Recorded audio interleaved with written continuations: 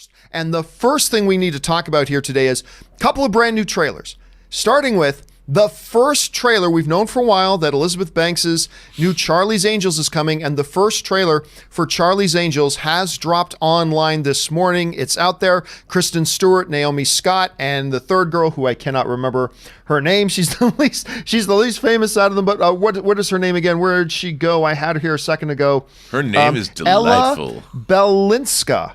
So she's got the coolest name, Ella Balinska. So she's the one in the middle of the picture there.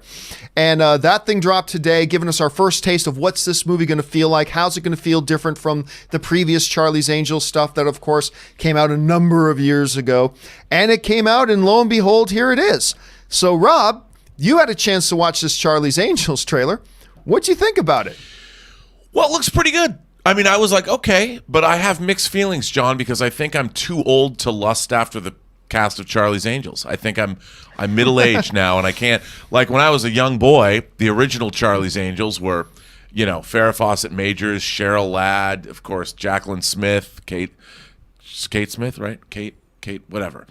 And I was young. Then, of course, when we got the Cameron Diaz and Drew Barrymore iteration of Charlie's Angels, that was right in my sweet spot. I could be like, yeah, I loved the first one, by the way. I could date those girls, and now I'm grandpa. Now I look at Charlie's Angels, and I'm like, I look at it as an action film, how well it's directed, but I can't even go there. I can't even go, those girls are very attractive. I can't even think that way anymore. So really, the Charlie's Angels franchise is now about my impending mortality.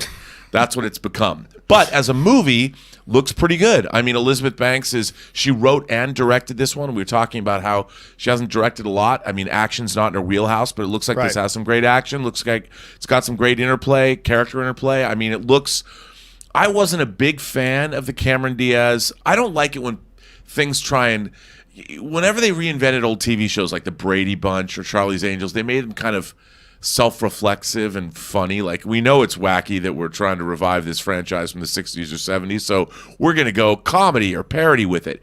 This kind of looks like it's fun like that, but it also looks more legit, like it's an action romp, but not necessarily an overt satire or comedy, which I kind of like. I mean, it's interesting though that in our era of equality, we have a scene where, of course, the girls have to go shopping. Now, it's secret agent shopping, but what, you haven't been to the other store or whatever? And there's more clothes? Well, I mean, yeah, but remember, it's written and directed by a woman, and that's playing to a thing that a lot of women love. I mean, it's a stereotype. They did the same thing in Kingsman. They go into the king, and I there's nothing wrong. I think it's a great. It's a derivation of the Q scene when they go see Q in the Bond movies. Q has the wonderful clothes, the wonderful watches, the wonderful cars and boats. I get that, it's cool, but it's funny that I guess it's now a trope. You've got to go to get the bespoke spy accoutrements. What do you mean now? That's been a James Bond thing. Well, no, it has, but forever. now with Kingsman, now it's all like the Kingsman headquarters is actually in a haberdashery. It's in a place, which is kind of fun, and it's kind of looks like. But I jest, I joke. It looks fun. I looked at the trailer. I'm like, that's pretty good. I'll go see that movie. I'll tell you what. This trailer started off in a negative for me. Because I'm watching and you had to start your trailer with, I think a woman can do anything. You had to start there. Because there's a bunch of fragile little man babies out there going to go, oh, they're talking about woman power. And they're going to freak out and whine. And you just kind of gave them ammunition to cry about now. And even for me, I'm like, I thought that was kind of cringy. Like, we know what Charlie's Angels are. So I thought starting the trailer right off the bat with that line, honestly, was a little bit cringy.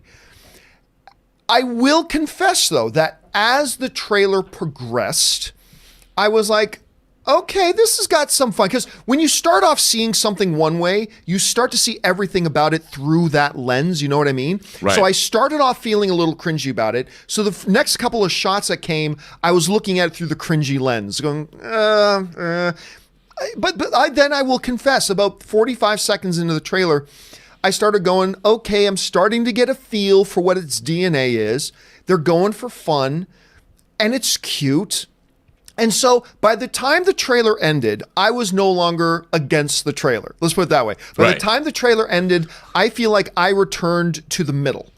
You know, I feel like I returned to the middle. So I'm still, this one little spot hasn't been enough to get me excited about the movie, but it did a good enough job that I'm not instantly, this is, look, the moment Patrick Stewart walks onto screen, everybody has to go, well, then here it is. We have to pay our homage and respect to this thing now because Patrick Stewart's here. But again, there were a couple of moments I thought were really cute. I thought the little flirty line with, are you flirting with the nerd? I thought that was cute. I liked the Naomi Scott when she turned around. I thought it was funny because I know Anne thought it was funny when Naomi Scott turns around and goes, there's another closet. My wife thought that was hysterical. Right. So, I mean, it's true. Had its cute points, has some things that I think a little risque. So I'm going to go firmly. Right now, I'm down the middle. I need to see another trailer to get a better sense of this thing. You know, I kind of think like Charlie's Angels is like Fetch. They're trying to make Charlie's Angels happen. We keep trying to make Fetch happen. It's not going to happen. I mean, we keep trying to make Charlie's Angels happen. The only thing that would have made this trailer better for me is if one of those girls was wearing the Forces Female t-shirt. Oh, that I would love to have seen that. That Nike t-shirt? Yeah, that Nike t-shirt. But I did enjoy. It looks like the action looked pretty good. That's kind of what I took away from it. The action does are pretty good. And I'll tell you what, other than, Guy Ritchie and maybe Will Smith, there is nobody on the planet happier for the success of Aladdin than Elizabeth Banks right now. Because now, if Aladdin had been a disaster, you'd be rolling into Charlie's Angels without a lot of pop and no stars that are really hot right now. Now they're going from Aladdin, which is an over $800 million film, and most people seem to really quite enjoy it, with Naomi Scott. Now you get to roll in Charlie's Angels. That's the best thing they've got going for them right now. Is Naomi Scott on a hot streak with but see, Aladdin. That's the roots of me feeling old because I watched her on the talk show circuit promoting Aladdin. She's so beautiful and so funny, and it made me feel so old for thinking that way. I'm like, this is wrong. This is wrong think, John. It's wrong think. Well, listen, guys, the question is, what do you think, right think or wrong think? What did you guys think of the Charlie's Angels thing? Do you think it was fun? Do you think it was concerning? Do you think it looks good? Do you think you might pass on it? Jump down in the comment section below and let me know your thoughts. All right.